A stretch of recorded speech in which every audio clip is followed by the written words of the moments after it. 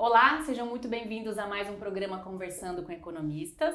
Hoje com um convidado especial, que é o Wilson Amorim. Ele é economista, professor, diz que é professor com muito orgulho, que é na sala de aula, a sala de aula é o lugar dele. E ele é integrante da nossa Comissão de Políticas Públicas para a Desigualdade Social.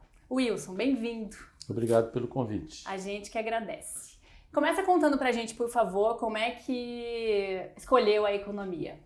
A economia entrou na minha vida um pouco por conta do momento político e no momento que o país vivia, no instante que eu estava fazendo o cursinho. Então a minha escolha se deu pela economia quando o Brasil vivia inflação alta, recessão, dívida externa. Eram grandes temas em debate no país, ainda era a etapa da ditadura, era um período difícil para as conversas acontecerem.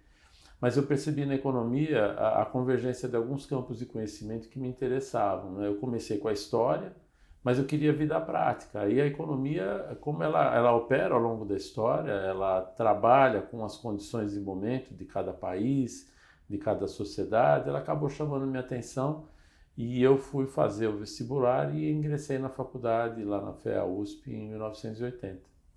E como é que sua vida profissional começou? Porque o senhor disse que foi procurar, né, essa área porque queria esse envolvimento com pessoas. Como que o senhor descobriu isso e começou a trabalhar? Bom, dentro da faculdade a gente tem que ir atrás de estágio. A partir de um determinado momento a gente precisa ganhar algum dinheirinho para poder se sustentar. Os meus estágios apareceram com atividades de pesquisa. Então pesquisa é algo que eu gosto de fazer também. E essas pesquisas acabaram me levando para verificar a condição de vida de trabalhadores do campo, inicialmente, e depois eu passei a apoiar pesquisas também no campo das políticas e recursos humanos de empresas durante algum tempo, de tal forma que quando eu me formei, eu já ingressei direto para o mestrado, primeiro porque eu queria continuar a pesquisar, eu queria manter contato vivo assim, com essa atividade do debate, de buscar as informações da economia, e também de me aprofundar em alguma temática de maior interesse para aquele momento que eu estava vivendo, né? E com o tempo passando, eu fiz projetos de pesquisa aqui, de consultoria ali. Quando eu fui ver, eu estava trabalhando dentro de uma entidade que realiza estudos e pesquisas para o movimento sindical. Isso já era o DIEESE, né? Isso já é o DIEESE. Então, a partir de 1987, eu começo uma carreira de assessor econômico de sindicatos. O DIEESE fazia pesquisa, o DIEESE preparava os dirigentes sindicais e o DIEESE assessorava para as negociações coletivas. Então, isso era um tipo de trabalho que me motivava bastante, eu gostava bastante, porque assim, o fundamento disso tudo era o conhecimento econômico. Era preciso saber de economia para poder ajudar os sindicatos a se posicionar em relação às negociações coletivas, e a partir daí eles realizarem as campanhas salariais, enfim, as negociações e tudo mais. Então, eu, dentro do DIEESE, esse período que vai de 1987 mais 15 anos para frente, é um período de transformações muito grandes na economia brasileira. A sociedade brasileira mudou bastante, a gente vive a hiperinflação, a gente vive os planos econômicos como instantes muito dramáticos da sociedade brasileira, e a necessidade de compreensão desses pacotes, dos efeitos sobre a população, dos efeitos sobre o mercado de trabalho, era um desafio permanente. Quando a gente começa a lidar com essa coisa desse jeito, né, o tempo todo você precisa aprender para poder explicar, você em algum momento vai aparecer a questão de você lecionar, de você ensinar. Então eu fiz isso durante um bom tempo, treinando e desenvolvendo os dirigentes sindicais, mas eu pude perceber que em algum momento a carreira acadêmica de professor também era alguma coisa interessante, e eu acabei fazendo isso em paralelo, ali pelo final dos anos 90.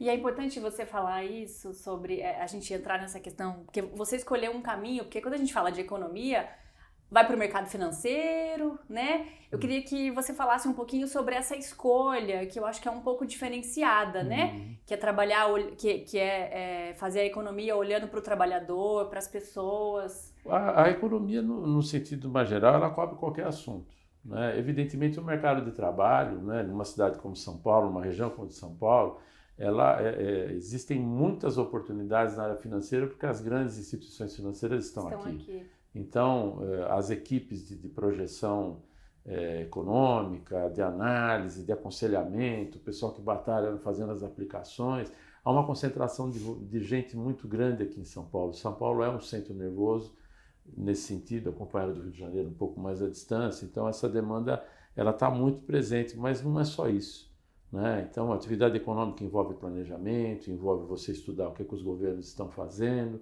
envolve eventualmente você trabalhar no governo, envolve você trabalhar em fundações que acompanham como os atores econômicos estão se movendo, quais são as tendências da conjuntura, o que estruturalmente está se movendo também para criar condições novas para o próprio país se desenvolver. Então, e isso inclui também olhar a realidade econômica pela perspectiva de um pedaço da sociedade que é o maior deles, né? É o mais numeroso, que é o pedaço da oferta de trabalho, o pedaço de quem trabalha. Então, ao longo do tempo, eu fui buscando me qualificar, né, conhecer e entender mais sobre o funcionamento do mercado de trabalho. Eu já era apoiador de um ator no mercado de trabalho, mas a partir de um certo momento, eu percebi que mesmo trabalhando já há 10, 15 anos nisso, eu precisaria aprender um pouco mais. Eu voltei a estudar. Eu voltei a estudar para a área da administração, mas sempre com um enfoque de base econômica, né? Hoje em dia, eu posso dizer que também sou administrador, mas eu sou um administrador com base teórica e base prática vinda da economia. E isso, como eu virei professor para valer a partir do final dos anos 90, né? Eu já acumulo aí bem mais de 25 anos, na verdade, com experiência em salas de aula nesse sentido. E fala um pouquinho mais sobre isso. Como é que é ser professor? Como é que é transferir esse conhecimento e entregar para o mercado, né? Esses jovens, inclusive incentivá-los a fazer economia. Eu vou te contar uma coisa. Quando eu comecei a lecionar, aqui perto do Conselho Regional de Economia, havia uma faculdade chamada Faculdade de Tibiriçá, ali no Mosteiro de São Bento. E eu comecei a lecionar no final de ano, porque, enfim, foi a condição que me ofereceram, mas na segunda, terceira, quarta aula do início do ano letivo de 1986 aconteceu o Plano Cruzado. Então eu vim do meu trabalho, desembarquei dentro da escola e os alunos olharam para mim e falaram: professor, o que é que está acontecendo? E eu fui me informando com os alunos, enfim, para explicar o que era o Plano Cruzado pelas primeiras informações que chegaram ali. Então eu estou pegando isso como exemplo, porque a experiência do Plano Cruzado, do Plano Verão, do Plano Collor, do Plano Real, a experiência dos governos que vieram depois que a inflação se estabilizou, de governos com mais ênfase na atuação do Estado, com menos ênfase na atuação do Estado, ela é uma experiência que exige conhecimento renovado.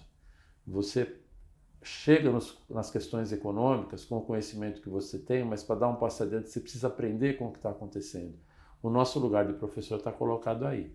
A gente explica muito da história, mas o principal para o economista é ter o método de abordagem dos assuntos, é chegar de dentro de um assunto que ainda não estava explicado e a partir das coisas que você aprendeu em termos de procedimentos, de abordagem, até de ponto de partida teórico, você começar a destrinchar aquilo e encontrar as melhores explicações. E a partir daí as aplicações possíveis serem feitas se você está numa empresa, se você está no governo, se você está no papel de alguém que quer saber como se situar melhor dentro do mercado de trabalho, por exemplo. Perfeito. E o Wilson, como a gente falou aqui, ele é integrante de uma comissão muito importante aqui do Corecon, que é de políticas públicas para o combate, né, à desigualdade social. Queria que você falasse um pouquinho sobre isso, sobre a importância desse trabalho, dessa comissão, por que essa comissão existe, o que a gente pode fazer. Bem, meu foco de atuação profissional desde meados dos anos 80 tem sido o mercado de trabalho. Uma coisa que a gente aprende desde cedo é que o mercado de trabalho brasileiro ele é muito heterogêneo, ele é muito desigual e nesse mercado de trabalho convive uma base, vamos dizer assim, que é pouco qualificada, ganha pouco, tem poucos direitos, opera na informalidade e há um topo de mercado de trabalho bastante elitizado, com alta qualificação, ganhando muito e a distância entre essas duas partes do mercado de trabalho ela é muito grande.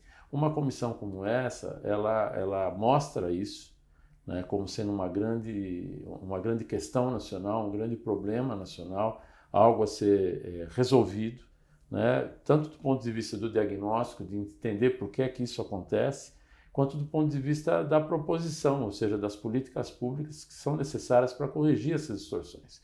Elas são históricas, elas são estruturais, e elas demandam um esforço muito grande dos governos em nível municipal, estadual e principalmente em nível federal. Né? São questões que, em sendo de amplitude nacional, elas precisam também de uma abordagem nacional, ou seja, que cubra o país inteiro, para colocar o país inteiro no mesmo patamar de igualdade, mas com uma igualdade em níveis mais elevados, de bem-estar, enfim, de riqueza e assim por diante.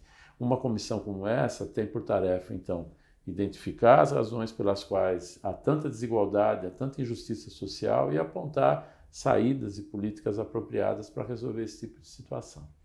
E aí, para a gente ir caminhando para o final aqui desse papo, aí entra o economista, né? Então, eu queria que você falasse qual o papel do economista na identificação, no diagnóstico, né, do porquê que isso acontece, o que a gente pode fazer, o que o economista pode fazer com todo o conhecimento que ele tem, com todas as pesquisas, né? Você mesmo é um pesquisador, então, assim, baseado em todo esse conhecimento, como é que é possível contribuir? Eu creio que o economista, quando ele sai da faculdade, né, ele sai com uma maletinha de primeiros socorros, digamos assim, uma mala de ferramentas para lidar com o que acontece.